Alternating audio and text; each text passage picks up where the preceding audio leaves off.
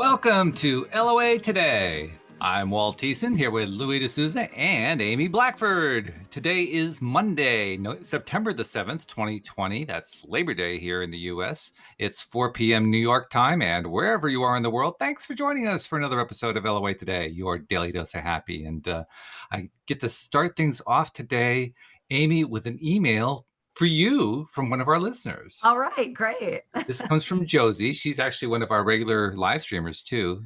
And she says, "Hi, Amy, like you, I am a writer. I write poetry. In fact, she read some of her poetry on the show one time. Fantastic. Flash fiction and movie reviews. And I wanted to ask you, from your experience as a writer, how do you balance discipline and force?" Discipline and what? Force. F-O-R-C-E. Okay, so Although she wrote disciple and force, but I think she meant discipline. Okay, so discipline and the universal force is what I'm gathering from that. That's fine. Go with what you gather. When I read it, I gathered it as being self-disciplined versus being forced to do something. But okay, read it the way that makes sense to you. So I read it a different way too. So, well, how'd you read it, Louis? Okay, we got to get all three versions here. So, Louis, how did you read that question? I think it's basically she was talking about her creativity, and do you force it?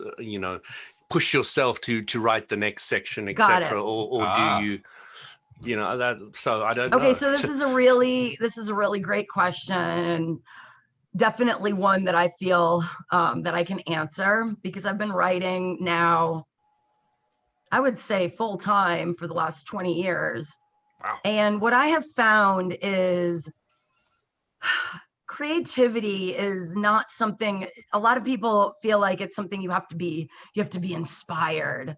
You're gonna sit down when you're inspired to write, but really you just have to show up. And when you show up, meaning just even at this podcast, by you showing up and recording the podcast, the stream, this channel of the universal force comes through you. So we can use that word in two different ways. Forcing it means you are sitting down and resenting doing the action. And creativity should never feel like that. And so the way to kind of get yourself around that is setting aside a specific time of day that you're going to dedicate to your creativity. For me, it's first thing in the morning. I set my alarm for usually when I'm in the middle of writing a book, which is always. I set my alarm for 4 o'clock in the morning. That doesn't mean I necessarily get up and start writing at 4. I'll get up, I'll make coffee, I'll light candles in my meditation room, I'll do some stretching, and I'll get myself into the zone, and then I'll go to the computer. But I have a specified time of the day that I dedicate to being creative. And this becomes just a habitual way of being. It's like going to work. Your work expects you to show up at 9 o'clock in the morning. You show up and you do the work.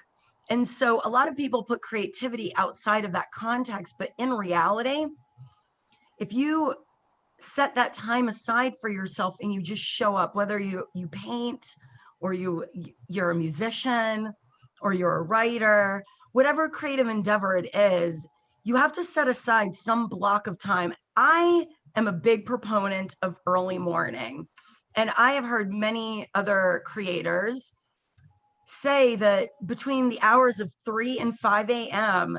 is a high time of channeling, of tapping into what I call the higher self, what some people will call God, whatever label you want to give it. But it's, for some reason, it's because you're fresh out of sleep, you're fresh out of bed, you've got that rest.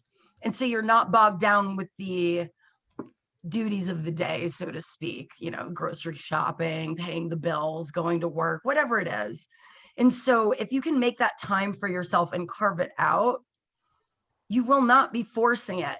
And let me preface this by saying, some days you're going to create longer than others. Some days when I sit down to write, I may only write for 30 minutes, and I know it just comes to an end. I'm not inspired to do it beyond that point.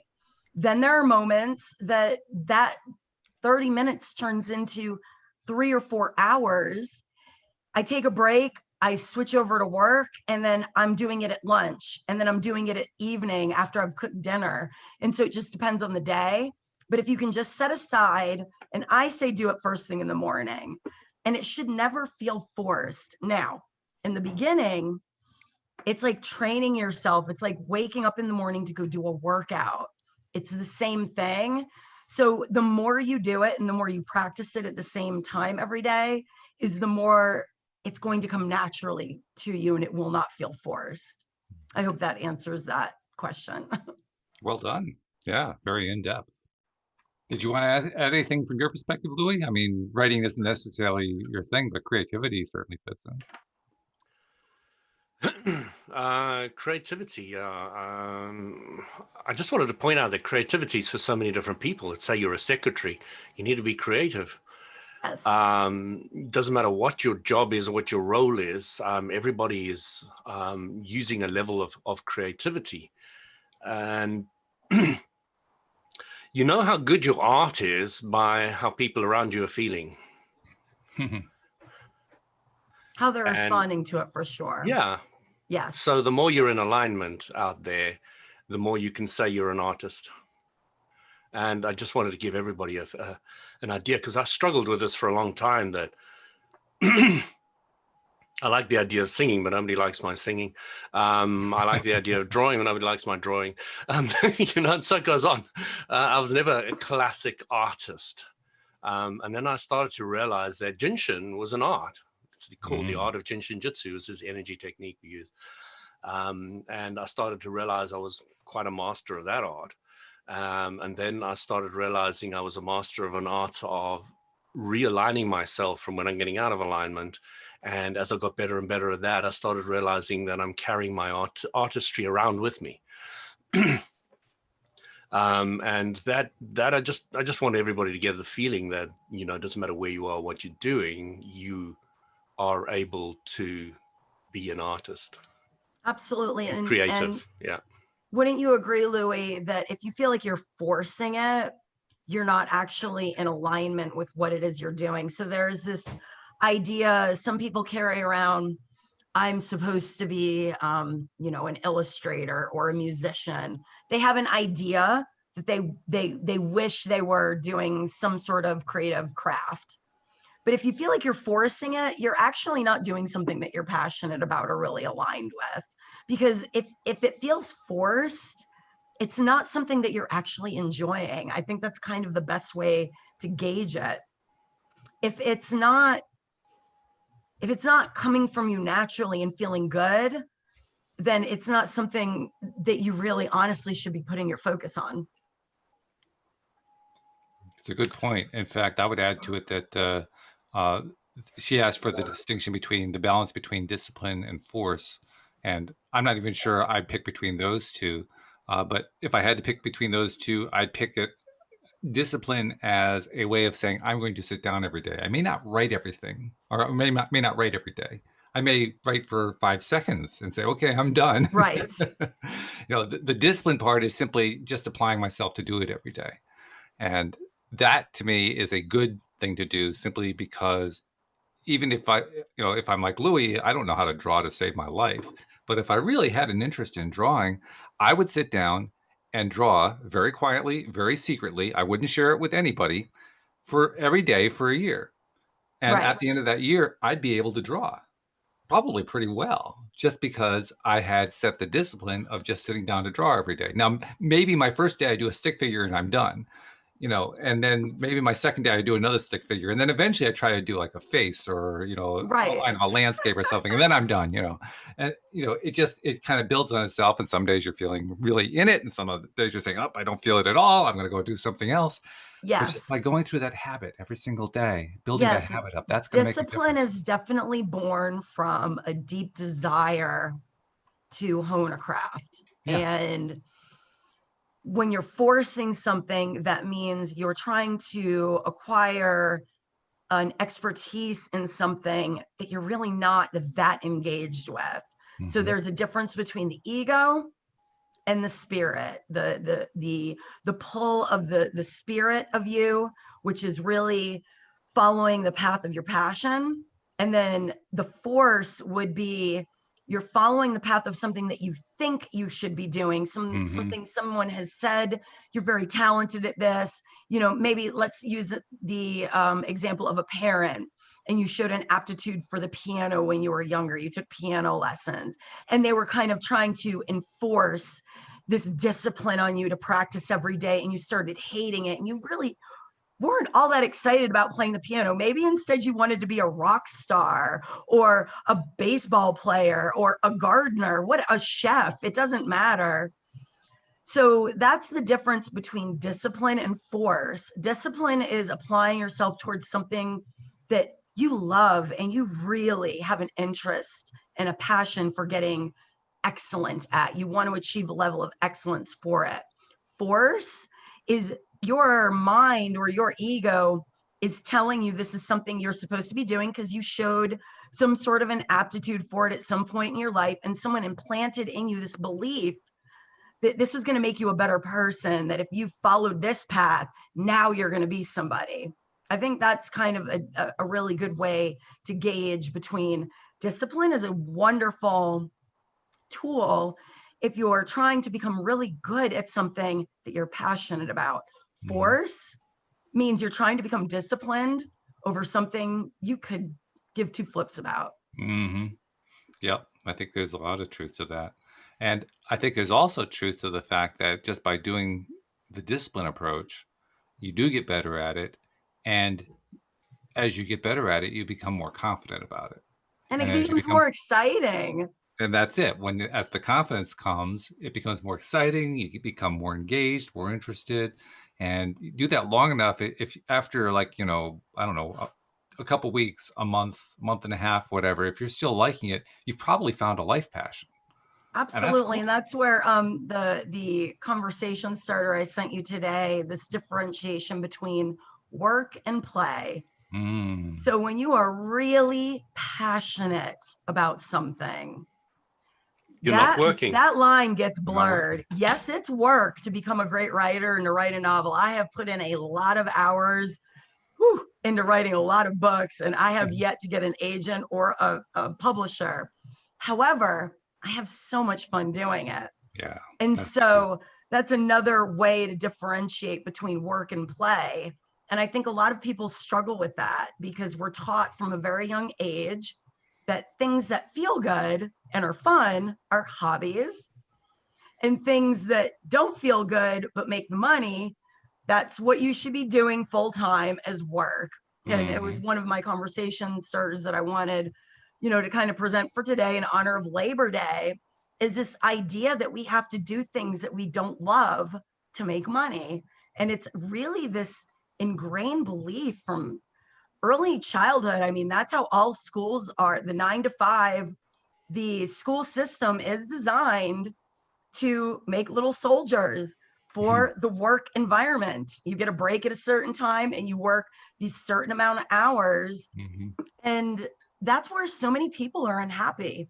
And maybe it's a great topic for today, because you shouldn't be doing work that makes you unhappy. It's not going to lead to a fulfilled life, and it certainly isn't good for your health.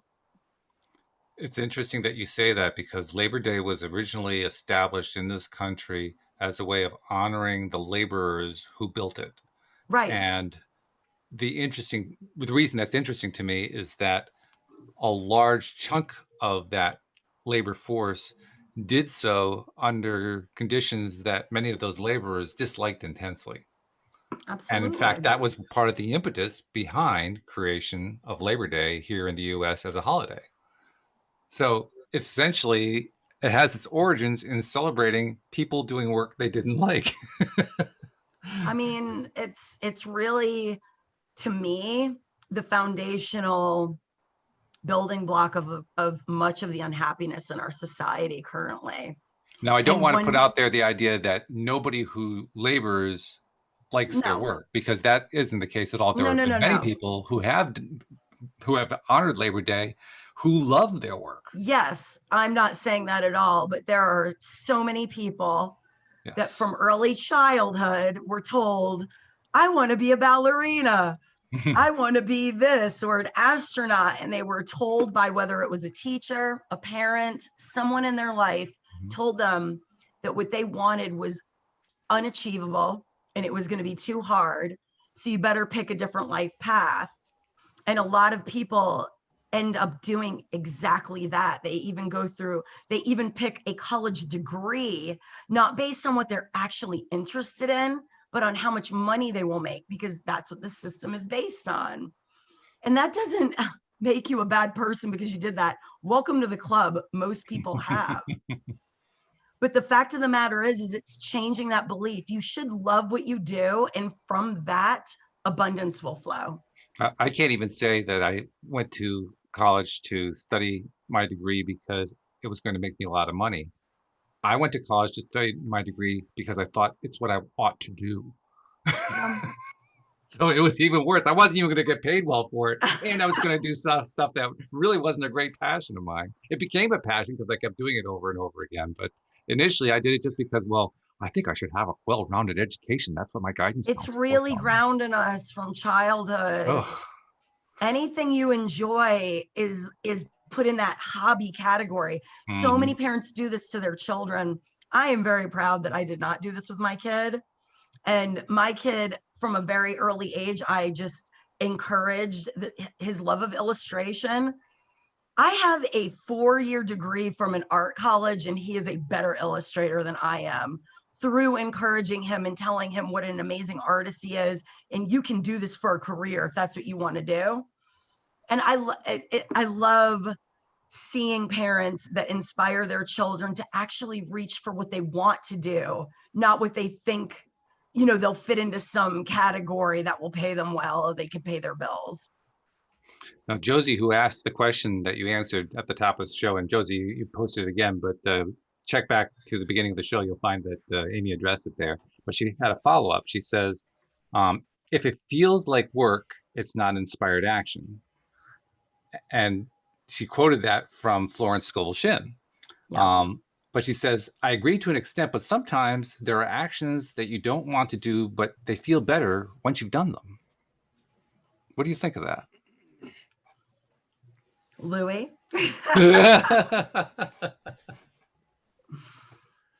So, retrospective feeling good. How does that work?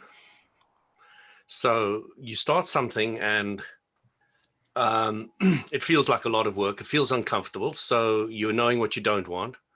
But as you persevere, now it doesn't always happen. When you persevere, sometimes what can happen is you are now living out society's belief structure. The society's belief structure is this: if you work hard, study hard, you'll get good results. Right. Okay. So while you're busy working hard, you've got this society's belief structure, which is a very strong active vibration within our humanity, which is if you work hard, you can get some good results. And what you're doing there is you're working hard, you're feeling you've paid the price, and then you're letting go and releasing and feeling good about what you've achieved because you've suffered, rather than having the whole process being beautiful and nice and glorious right from the beginning all the way through. You're now doing what society's very active program is getting you to do, is know what you don't want, flip it to what you do want, and then you feel good. So, sometimes when I go for a run or really hard exercise routine, and I come back and I'm lying on my bed absolutely dead, but I'm feeling good. It just feels so good to have exercised the body and all the rest of it. So, I really appreciate that aspect. And then what I started doing is I started slowing my exercise down, and I started doing it bits and pieces. And then I came across Tai Chi, which is fantastic because you can literally feel good from the moment you step into the class to the moment you leave, and even feel better when you leave, and you didn't suffer along the way. So I started to learn that there were ways that I can do my exercise that didn't need to, and even in the pool, I often just, got in and did my laps, and I can't do that anymore. I get in and I swim like a dolphin, and I do my twirls. So I do crawl, but I flip over all the time. So I do anything that makes it exciting and interesting. And when I do this dolphin thing of mine, when I'm coming down, there's a point which is zero gravity, and you just completely let go within the 1 or 2 seconds that you're there. Then you do a sharp turn and you come straight up, you stand up and you do the next dolphin. And so, I'm really looking forward to that next delicious few seconds of complete relaxation, letting go, gravityness, and this, etc. So, I've been learning and programming my life to have less and less of the hard, you need to work at it hard, play hard, etc. aspects, and just finding ways that I can really milk every bit of it, from beginning to end. Yeah, I really love that. That's great. And you slowly get better at that. You slowly start realizing that the only reason that you've been going through this other process of working hard and then feeling good is a program that society has believed and put into our lives, in our education system. Work hard, study hard, and you'll get a good job. Go and do it, and all the rest of it. It's a very strong program, and it is. It is just based around contrast. It's saying, if you know what you don't want, you have a better idea what you do want. But it really spends a little too much time, in my mind, focusing on what you don't want. And you really don't have to play that game once you become aware of how to do step 5 more and more often. Yeah, I think the big difference is when you work hard and maybe it's feeling like work in that moment, but then you get it done and it feels really good. And there's that burst of energy.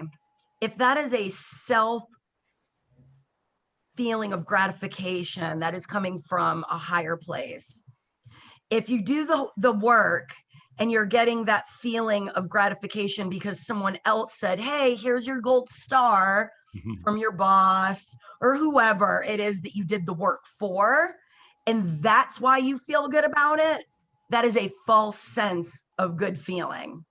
So there's 2 different types of feeling good after doing a task that feels like work.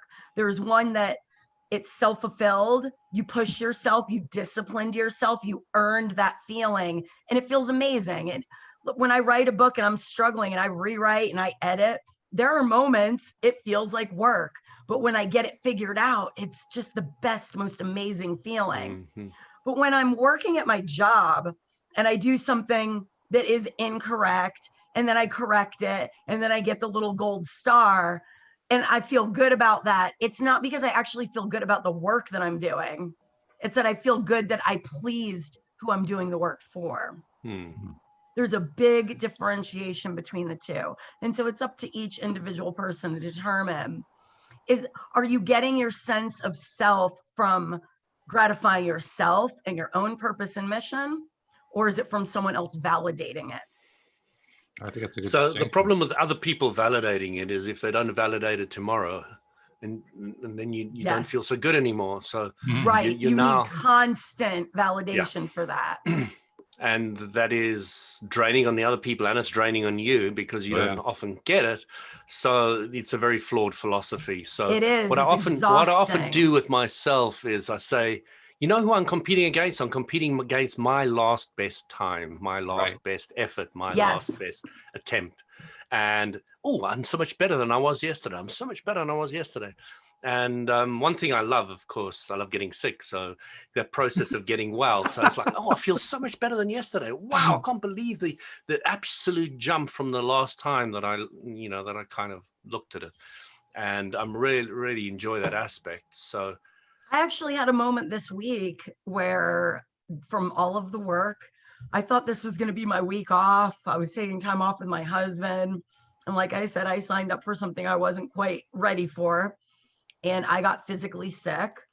And it went on for about 2 days. And when I jumped back out of it, it was like, wow, this is amazing. I feel so good today.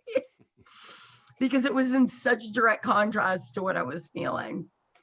When I read Josie's phrase where she said, sometimes there are actions that you don't want to do, but feel better once you've done them.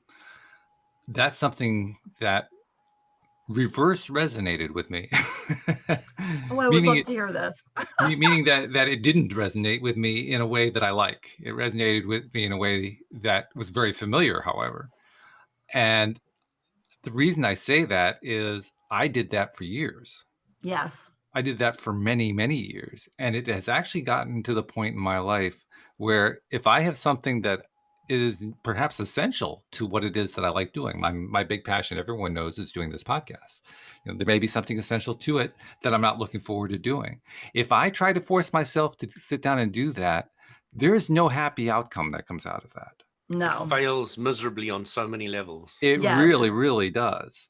Whereas if I take the time to get myself into a align good first. feeling place, to get into alignment, and then take another look at whether I even am willing to do the task, Exactly. Or you're going to now just all of a quit it. sudden it has a different feel to it. It's no Beautiful. longer in the category of, oh, I really don't want to do that. Beautiful. Beautifully put. It And just I goes think away. today is such a great day to address this actual topic. How many people are out there doing things for the gold star that they don't want to do?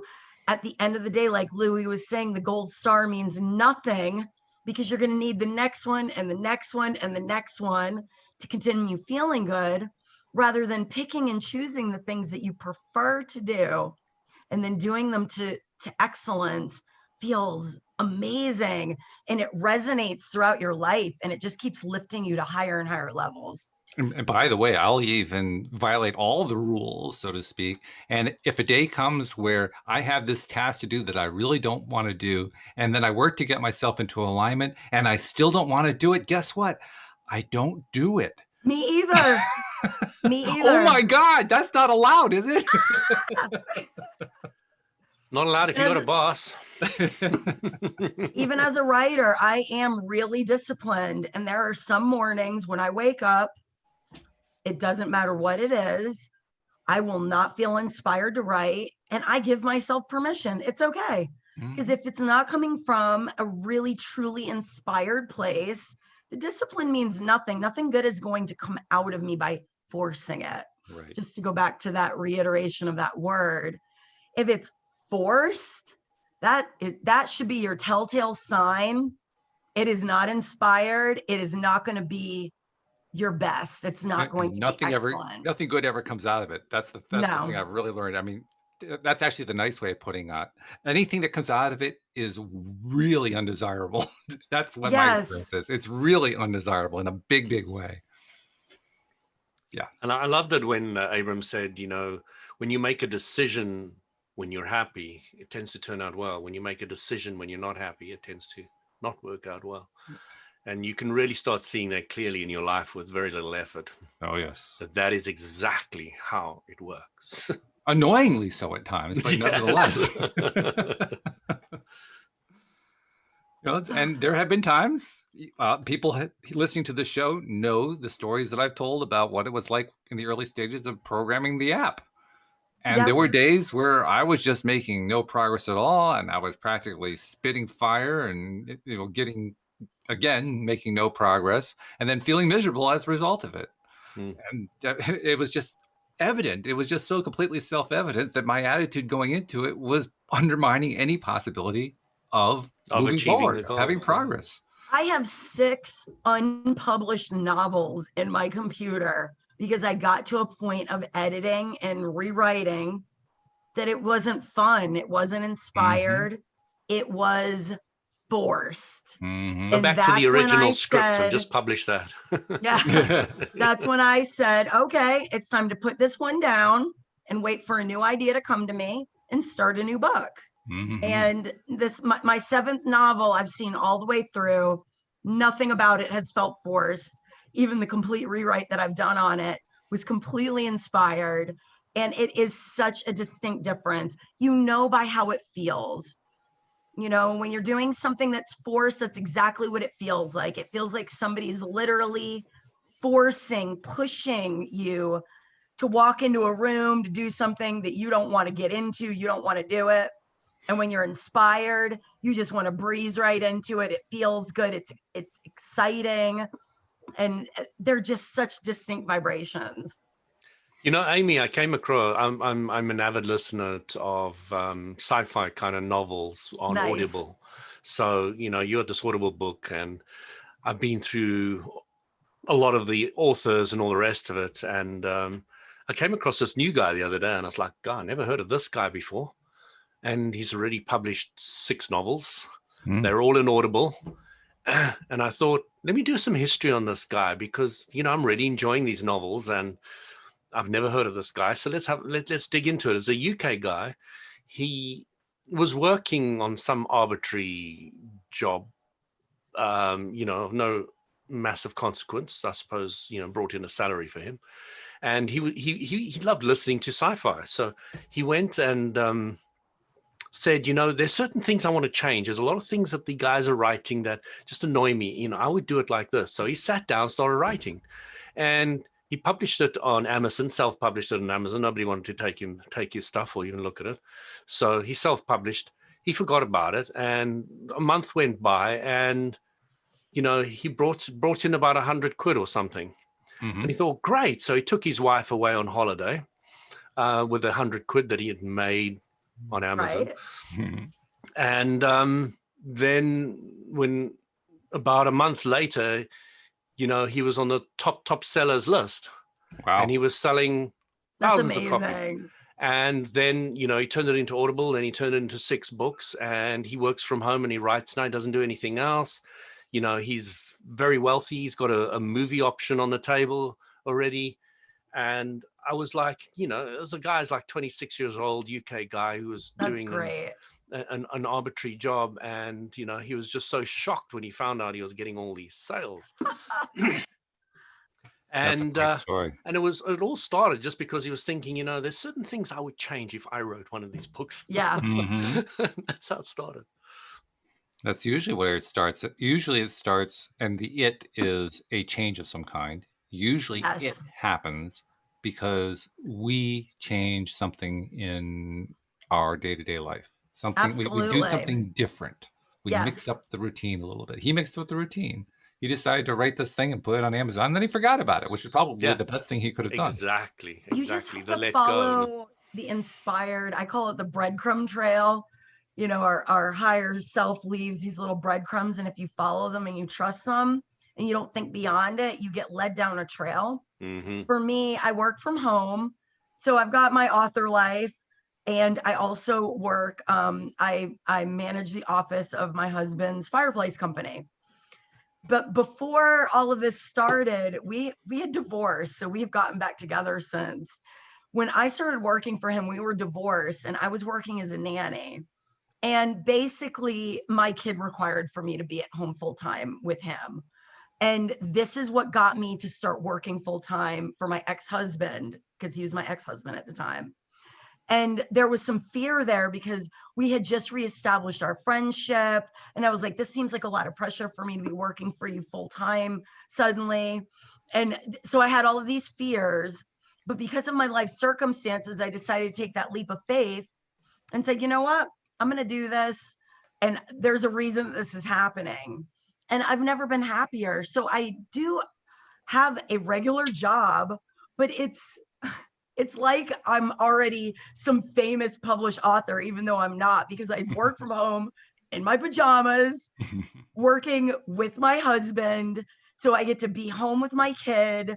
I don't have to deal with what so many people have to deal with out working in the workforce and getting up for that 9-to-5 job.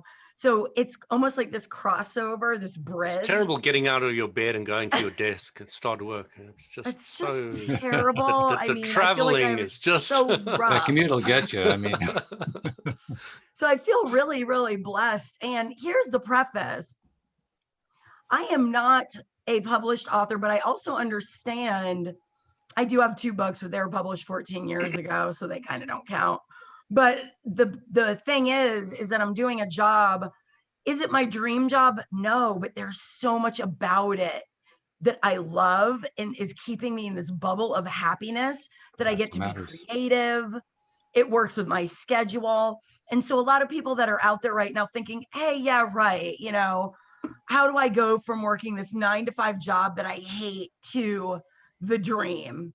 there are steps in between. So if you just follow them, because as soon as you set the intention, hey, I've got a desire for something. I want something more. I'm not really passionate about this. I'd really love to do this.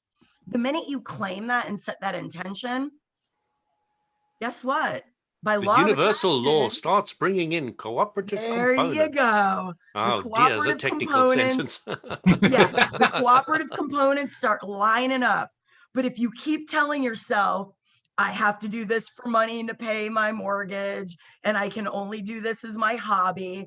Say you're a florist or you like to garden or cook or whatever it is. Any of these creative things, like Louis pointed out, anything can be creative. If you're into it, it's creative. And so it's your belief. It's your belief. Folks, if you hear anything from today, start changing that belief. You deserve to do what you love and to also be able to support your lifestyle. There doesn't have to be this division between the two. Now, in Yeah. the time period that we're in right now, there's another aspect that we should bring in, because here in the US, and I suspect probably also in the UK, although I haven't followed the statistics closely enough to know, but here in the US, there's currently a very high level of unemployment. And so there are a lot of people who are pretty freaked out because they don't have money coming in. And Right. maybe their unemployment is running out, or it's running low, it's not enough to support, or maybe they've been out of the If you workforce so think long they don't COVID's have any. scary, just wait. Yeah. I would We say can always that, count on you for that little bubble of emotional support there, Louis. I love that. okay, well, I would love to address this because I have a lot of friends who are in this position right now, and they have never been happier because they're getting less money than what they're used to making, but they're also able to pursue things that they weren't able to pursue before. And so I'm actually seeing a rise within my circle of friends where this time, even though it's very tragic, and I understand a lot of people are facing hardships, and I am not trying to take away from that, use it to your advantage. You are being given an opportunity right now. Instead of looking at it as a tragedy, look at it as an opportunity. The way our entire society is structured is being changed because of this. Places that once wouldn't allow remote working are allowing people to work from homes for the first time because they have to, and they could always do that, but they didn't want to let go of the control. So this is a time of huge opportunity. So if you find yourself in the position right now where you are out of work, you're collecting unemployment, you don't know what to do, instead of being afraid, I want you to just wake up every morning just for 5 minutes and envision, what would you actually love to do with your life? Forget the paycheck, forget what's realistic and what you've been told. Just think for 1 minute, what skill set and passion do you have that you feel like would benefit our society? You can make money off of. There are people who make money off of giving people hugs online. I'm not kidding. Okay, so as ridiculous as that might sound, that for whatever you're passionate about, there is a place for you. You just have to set that intention. And by the way, if you are unemployed to the point where you don't even have unemployment coming in, it's a question of whether or not you're going to be able to keep your home. A lot of people are facing that these days. It can be very difficult to say, okay, yeah, I'm going to start acting as if it's not a big deal and I'm going to focus on what I love. That could be a pretty big transition. So let's talk a little bit about how to make that pivot for somebody who is really in a tough spot. They're in a very, very tough spot, and they need to be able to make that shift. They have some awareness that they have to make that shift. That's why I say 5 minutes. I'm not talking that you need to hold that thought all day. 5 minutes in the morning, give yourself that, just to test this theory out that we're calling the law of attraction, that the three of us that are on this podcast have proven.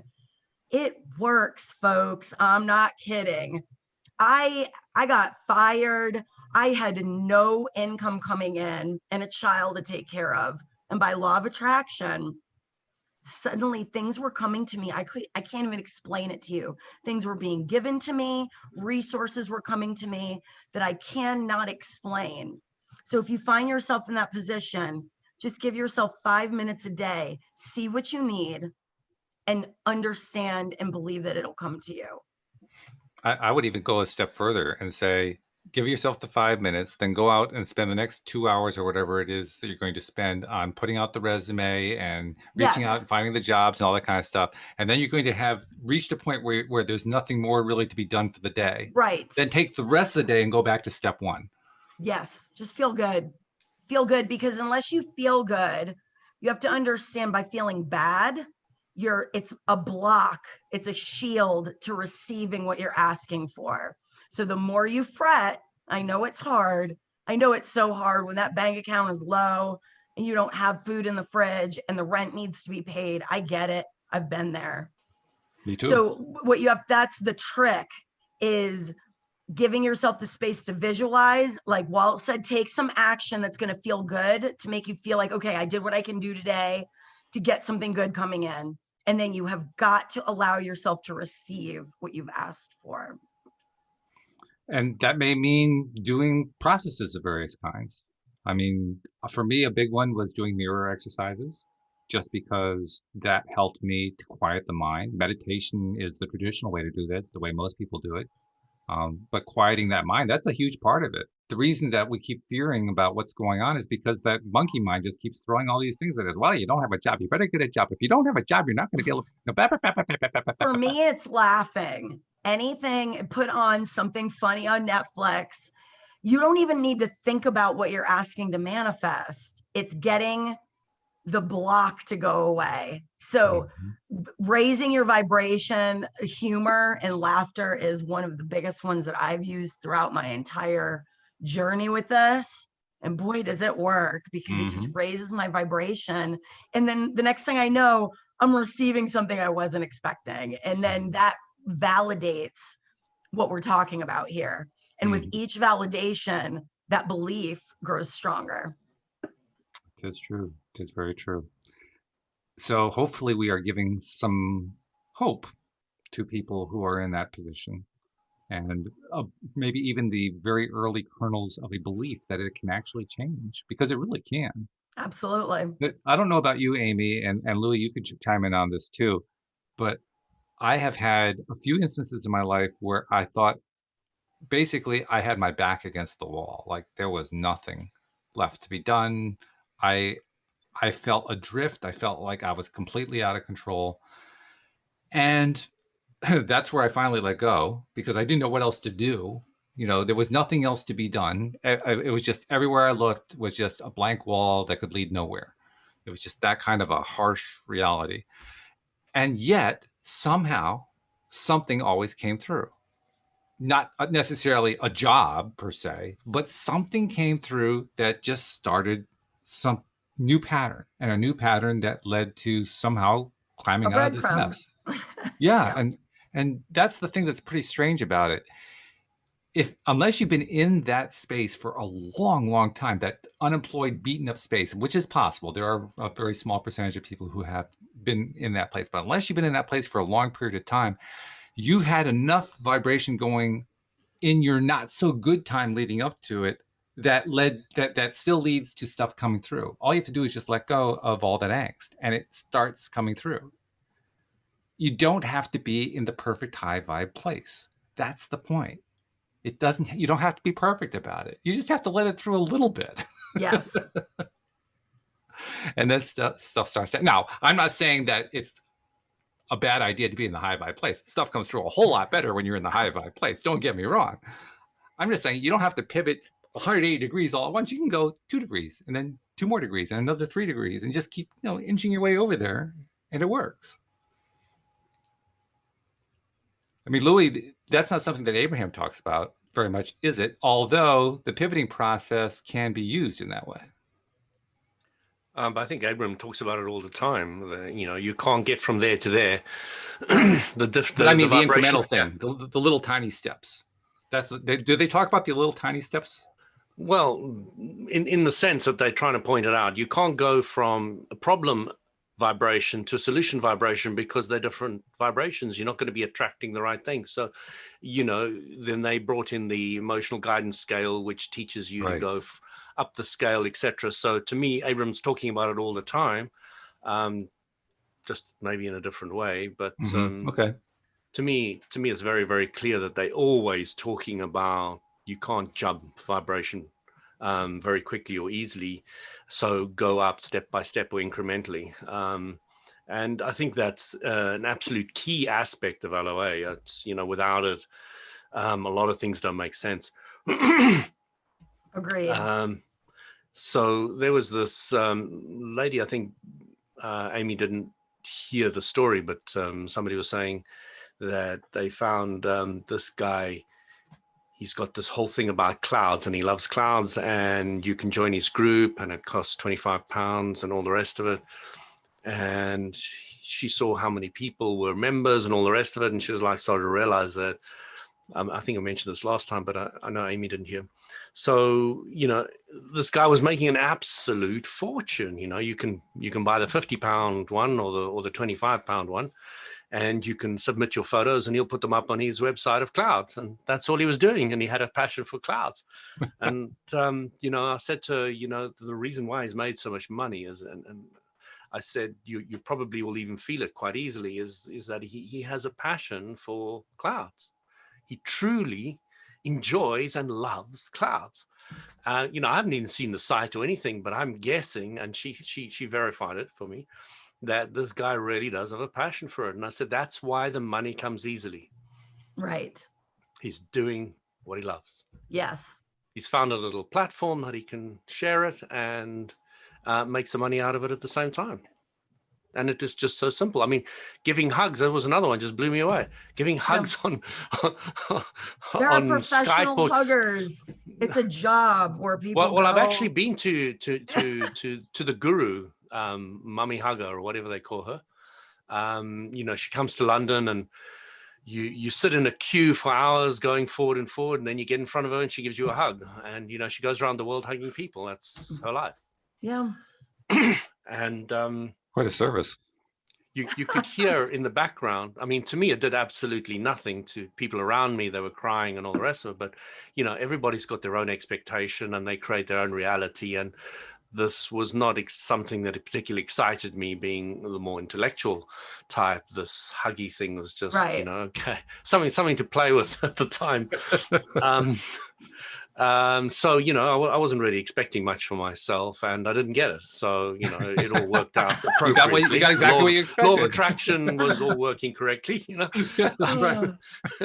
So, but, some of the people were absolutely in tears of just letting go, just absolutely. They needed that. That was something that they sought out and needed it. Yeah. And they used her as a trigger to release it. And I thought that was great, absolutely beautiful. And, what a job to do for a lot of people. And, the fascinating thing is I was sitting there watching her, and the conversation, although it was in Indian, between her and her people around her, was like they were like talking about what we're going to buy tomorrow and what we're going to wear and how we're going to do this. And, and I was like, okay, nothing spiritualized at all from one perspective, and from another perspective, they were just being themselves. They were being honest, and they were just doing what they were, where they were at.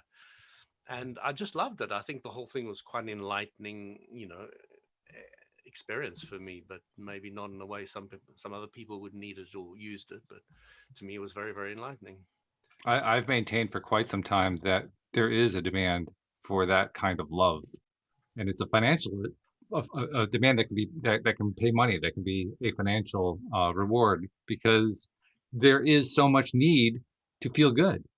Yes. People don't necessarily realize it. I think that's part of what's going on right now. Is it's sort of like this global wake up. Okay, we really need to be paying more attention to feeling good. Now, is that the way people are receiving it? Probably not in most cases, but nevertheless, it's what they're feeling. They may not have identified it, but I think they're really feeling it. So that's what she was tapping into. It's interesting. So many of the people I'm intersecting with, whether it's at the grocery store, the gas station, people I do not know, all seem to be sharing a very similar outlook on what's happening right now. And to me, that's law of attraction at its finest. I just keep intersecting with people that are seeing this as a global shift. And as scary as it can be, and I understand there are people that are in situations that it is scary and it is unnerving and unsettling. I get it. I feel very fortunate that for me, not much has changed. I'm in my own reality bubble, I call it.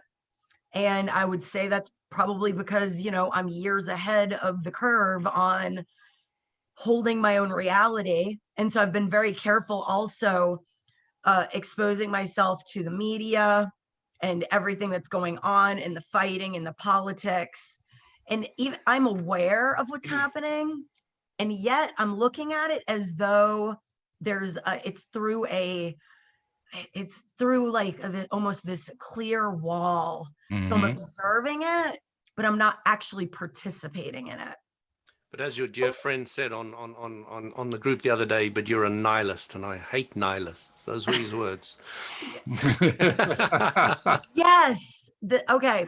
You remember that? That is a great, okay, I would love, let's segue into that. And there is Gizmo. I've been wondering where he was going to be wait, I got to point this way during this call because he appears in every single one and he waited till the end on this one.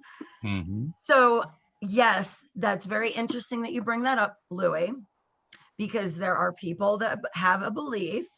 I didn't even know what a nihilist is. I needed to ask Walt. We had a little conversation. People believe that if you believe in the law of attraction, then immediately that means that you think that people that have been done wrong and that have been hurt, that they have created that reality for themselves. And that means you are somehow some sort of a monster, basically.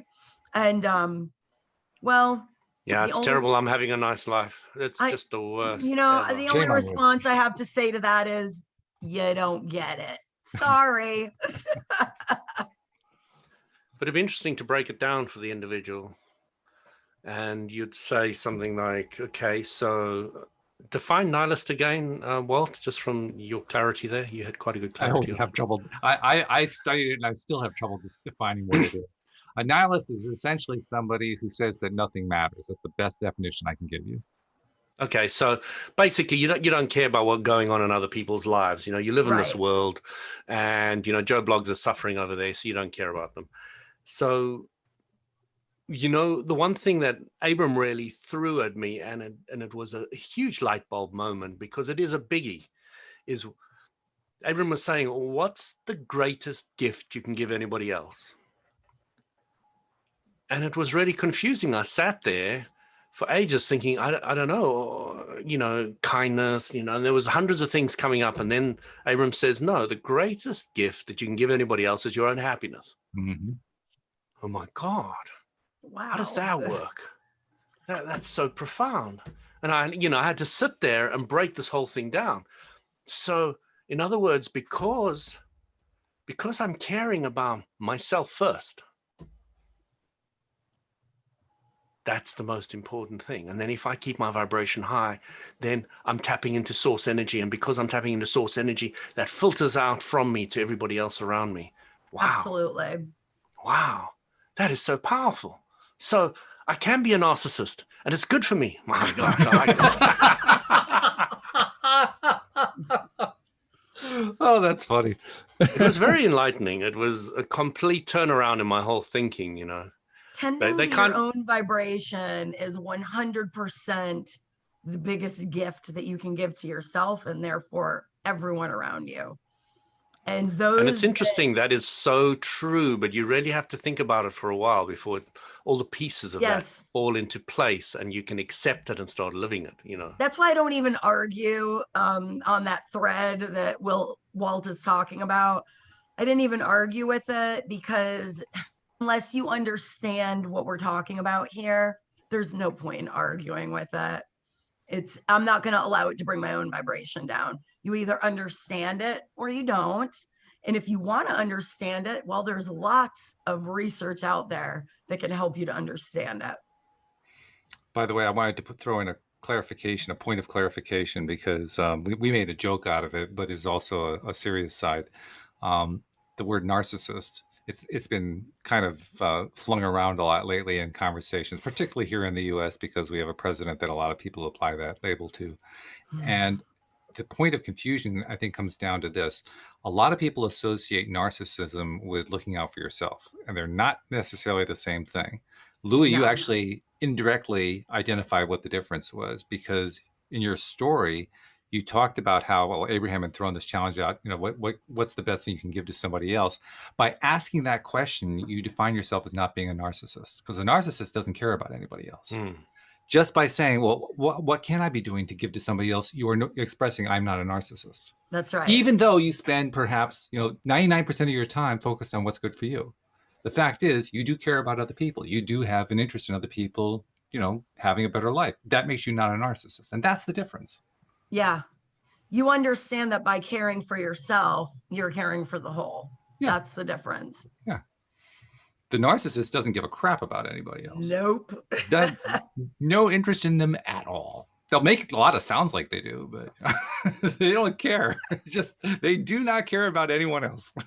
I don't know if I've really come across a narcissist. I know some people call bosses and all other people narcissists, but I don't know if I've come across a true narcissist myself. I don't know. Maybe I have, maybe I haven't, but it's not something that kind of resonates with me. The real bad definition of the word narcissist. I don't know if I've come across those kind of individuals who are just so self-absorbed that nobody else means anything to anybody. Well, if you look at them closely, you'll see that they do care. There are narcissists who are really good at mirroring and mimicking what they've heard they should be saying. The only way you really find out that they're a narcissist is when you find out they never really meant it in the first place. And that can be hard to do. So very often you may have run into a narcissist and not known it because you didn't hear anything. That gave you the clue, So but again, so when I look at somebody, I'm looking for their source energy, for who they really are. I'm not looking at an outer for garb. That label, right? So even the narcissist, as some people might label an individual who's quite clearly fits the profile, I will not be looking at that. And as I'm not looking at that, that is not what they're going to be landing up bringing out to me. So they might bring their narcissist tendencies out to Joe Blogs, but I might, I often say to people, I never see that in an individual. Where do you see that from? Where's it coming from? And then suddenly, of course, their vibration is reflected on that person, and they bring I really out like that part outlook, of them. Louis. Yeah. Well done, sir. It raises a great point, because this is the strangest part about it, about the narcissistic phenomenon, and that is narcissists are just as, I'll say, fluid as many people are who don't have the discipline and experience with what we know here. They have not taken the time to develop themselves, so they can shift in and out of it and not know the difference. Right. Because they've never looked at that side of themselves. So if you're a person like Louis who vibrates to one particular way, the narcissist is going to vibrate that way because he has no self-control over himself. He just kind of goes with whatever the current tune is. And if you're somebody who's focused on the narcissistic side, who doesn't really care about anybody, guess what? He's going to go over that way. He's going to match you. It just depends where you're coming at. So I think it's a great point. I think you just nailed it. Yeah, for sure. I want to make sure, speaking of nailing it, I want to make sure I nail one thing before we finish up the show today, because we got a couple minutes left. First of all, make sure you are downloading and trying out the LOA Today app. Second of all, take advantage of the fact that in this app, you can now reach out to anyone. You can reach out to Louis, you can reach out to Amy, as Josie did. You can reach out to Cindy or to the stream or to Dan or Alex or Linda or Rita or even me, and ask a question or share a comment or whatever. That's why we built that ask a question form in there. So take advantage of that. Get the LOA Today app if you haven't gotten it. And if you do have it, use the form to reach out to us, because we love it. It makes it interesting to do the podcast, to do the episodes talking about what the listeners are sending in. Look what we did. I mean, yes, Amy, you sent us a note saying, let's talk about Labor Day. But then Josie brought in this absolutely perfect piece about discipline versus force when it comes to being a writer. And look what it came into. I mean, it was a fantastic question. Thank you, Josie. So contribute, be a part of the show. Send something in to whichever co-host is inspiring you that particular day, because we'll include it. We'll just keep including it. That's how we raise the vibrations around here. So, and by the way, make sure you tell a friend to tell a friend too. That's how we share the fact that the LOA Today app actually exists. So do that. But thank you very much, Louie and Amy. This has been wonderful as usual. Thank you, listeners. Hope you guys are going to have a great week. Thank you especially to our listeners as well. And we will see you all next time. Well, if I can get this thing to work properly, we will see you all next time here on LOA Today. Goodbye, everybody. Bye, everyone. Cheers.